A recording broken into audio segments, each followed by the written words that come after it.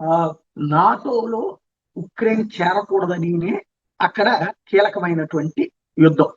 3.5 సంవత్సరాలు, ఇంకొక 2-3 నెలలతో 4 సంవత్సరాల యుద్ధం జరిగినట్టు.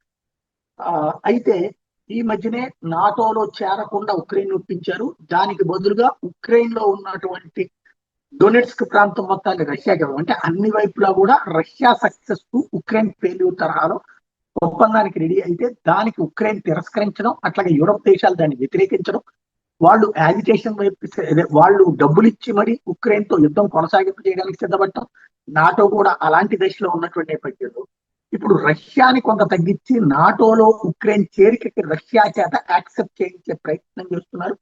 కానీ నాకు తెలిసి పుతిన్ అందుకు ఒప్పుకుంటాడు అనుకో. ఎందుకంటే నాటోలో ఉన్నటువంటి నిబంధన ఏంటంటే దాంట్లో చేరిన ఏ దేశం అయినా సరే ఎవరిని ఆ ఏ దేశం మీదనైనా ఎవరన్నా దాడి చేస్తే వాళ్ళు ఆటోమేటిక్ గా నాటోలో ఉన్న 28 దేశాలు, ఇప్పుడు ఇంకో 2 కలిసి 30 దేశాలు కలిసి వారి మీద యుద్ధం చేయాలి.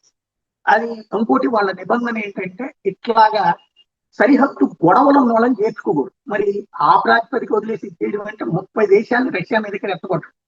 అప్పుడు ఏమవుతుంది? 3వ ప్రపంచ యుద్ధం దాపుస్తుంది. మరి అట్లాంటి దానికి పుతిన్ ఒప్పుకుంటాడా? చూడాలి.